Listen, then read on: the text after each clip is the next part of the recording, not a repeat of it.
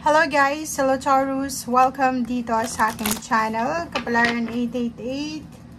Welcome guys! Alamin natin kung anong messages, vibration, gabay energy para sa inyong lahat, Taurus. Ito ay general reading, so pwede kang makaresonate. Alamin natin kung anong weekly message para sa lahat ng mga Taurus. Friends natin na nanonood dyan. I hope na makuha mo ang energy. Oops, sorry. Okay, Taurus, hope. Ano pa ba? And moon energy and tree of wisdom. Tree wisdom. Okay, Taurus. Unang barahan natin dito is pag-asa. But may two cards ditong magkasunod. Sinasabi ng baraha sa'yo dito na kailangan mong i-surrender sa universe. Surrender to the flow of life. If feeling mo confused ka, kalmahin mo ang iyong emosyon and hanapin mo yung peace of mind. Okay? May pag-asa sa lahat ng mga pinagdadaanan mo. Maganda man yan or hindi maganda, hindi yan ang final destination mo and hindi yan yung finale. Diba?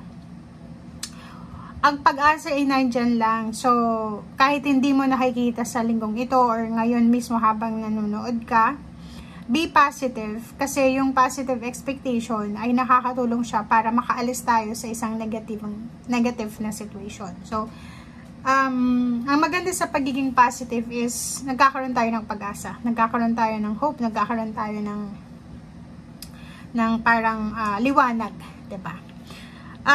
Etong last card na to na Tree Wisdom, sinasabi ng baraha sa'yo dito na gamitin mo yung mga experiences mo from your past or present situation para sa mga decision making na kailangan mong gawin or gusto mong gawin sa ngayon.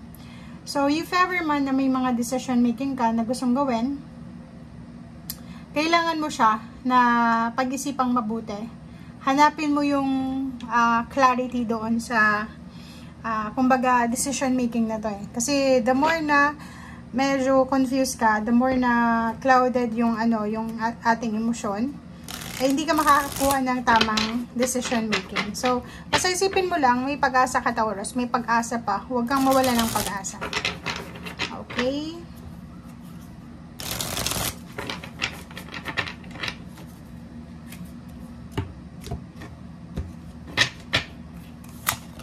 Okay, so transformation. So, yun. So, first card dito, sinasabi ng barahan na isang life-changing situation na pwedeng magdala sa'yo ng freedom. So, transformation, change, alchemy. Number 16, balance. 7, kung ano man tong hinihintay mo, sinasabi ng baraha sa'yo dito na parating na siya. So, wag kang masyadong mawala ng pag-asa kasi yung transformation or yung buhay mo ay posibleng mag-transform siya. Life-changing transformation ito, guys. And punong-puno ng freedom siya. Okay? Okay, next is awakening.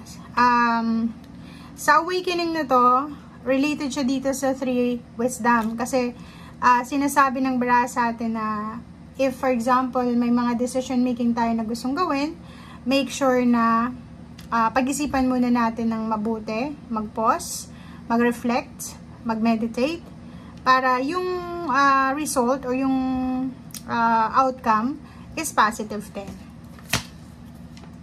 Okay, Queen of Air. Nakikita natin dito, guys, na kinakailangan natin ng sobrang focus. Hindi lang sa araw na ito, Hindi lang sa araw na ito, kundi sa araw-araw or hindi lang sa linggong ito. Kailangan mo mag-focus sa kung ano yung pinaka-goals mo talaga sa buhay. Kasi, ang nakikita ko, sir, dito, may mga ingay sa paligid mo. Like, ang dami-daming mga parang temptation ba? Or hindi naman sa temptation, pero may mga outside voices, external voices, external forces na parang pumipigil sa'yo para dito sa transformation mo. Like, may mga problema sa pera, problema sa relationship, may problema sa pamilya, or kung ano may itong problema na pwedeng sagabal sa kung ano itong gusto mong marating.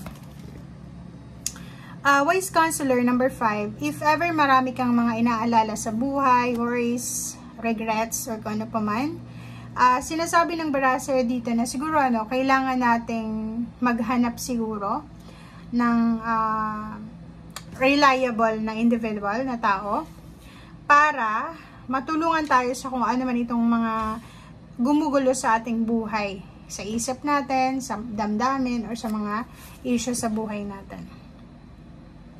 Nine of Fire, sinasabi ng baraser dito, Nine of Wands to meron ditong Taurus na nakakaramdam na siya ng pagod. Pagod na pagod siya, or pwedeng this week, ang dami-dami niyang kailangan na gawin, asikasuhin. So, parang pagod na siya sa kanyang buhay na single, buhay may asawa, buhay estudyante, o anong buhay meron ka sa ngayon. Medyo makakaramdam ka ng pagod. But, sinasabi ng barahan na huwag kang masyadong, mawala ng pag-asa. Kasi, you are protected. You are guided by your spiritual helpers, guides, angels, and panatilihin pa rin yung kung ano yung fighting spirit na meron ka. Diba? Panatilihin mo pa rin yung pagiging resilient mo. Ihanda mo yung sarili mo sa pwedeng dumating na life-changing events sa buhay mo sa mga susunod na araw, buwan na taon. So, yun. Kailangan mong maging confident. Kailangan nating maging passionate, confident. Kailangan nating maging motivated, determinado. I-enjoy mo lang yung journey. Di ba? Parang sinasabi ng baraha, if ever ang dami yung confusion, ang daming gumugulo sa isip mo, procrastination or kano pa man, enjoy the process, enjoy the journey, be adventurous. Parang ganun. Okay, so ito naman na Ace of Air. Sinasabi ng baraser dito na posibleng isang air signs, Gemini, Libra, Aquarius ang makakausap mo sa linggong ito na pwedeng magbigay sa'yo ng inspiration. So, by text, by chat, by email, or any types ng communication ang pwedeng pumasok sa buhay mo and magkakaroon ito ng adjustment sa kung ano man tong mga pinoproblema mo or iniisip mo.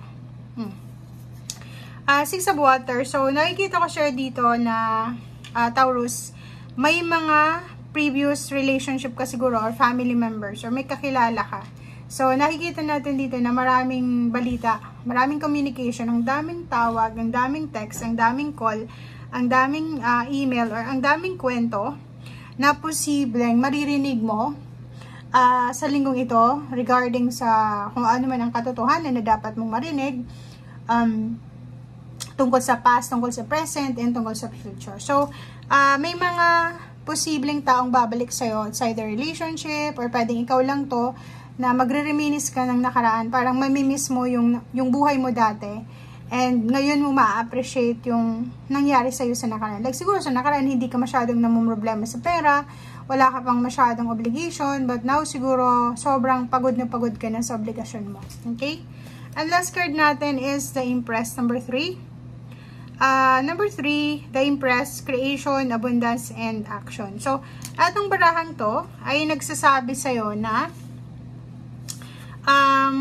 maraming mga bagong ideas ka, maraming bagong plano sa buhay, goals, na pwedeng magdala sa'yo ng abundance. Pwedeng magdala sa'yo ng success, pwedeng magdala sa'yo ng new beginnings, pwedeng magdala sa'yo ng pagtatagumpay. Kaso lang, kung ano man itong dumating na bagong ideas or mga maiisip mong paraan, kailangan mo dito ng action. Hindi lang yung, plano lang tayo ng plano. So, kailangan mong sabayan ng action. So, sinasabi ng baraha, isulat mo sa vision board mo, isulat mo sa isang notebook, lahat ng plano mo from January until kung kailan mo gustong magplano. And then, isulat mo rin yung mga actions. Like for example, okay, gusto kong makaipon ng pera. So, ano ba yung actions ko dito? Kailangan ko mag-ipon ng pera. Kailangan kong bantayan yung bawat expenses ko. Kailangan kong maghanap ng additional income. Kailangan kong maging matipid. Kailangan kong bawasan yung ganito-ganyan. So, kailangan natin ng realistic na solution, realistic action. Okay? And last card natin is Page of Water. So, yun. Sinasabi ng baraha sa'yo dito na huwag kang mag-alala kasi may nakikita tayo ditong magandang flow ng energy, lalo na sa emosyon.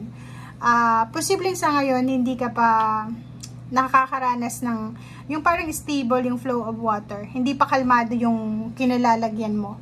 But ang barahang page of water na to is nagsasabi sa'yo na huwag kang mag-alala. May incoming na calm flow of energy, flow of blessing sa buhay mo. So, konting tiis pa, konting tiyaga pa, and trabahuhin mo muna yung mga dapat trabahuhin bago or habang naghihintay ka sa mga blessings or sa kung ano man tong ini-expect mo or goals mo. Okay? Thank you guys. Bye!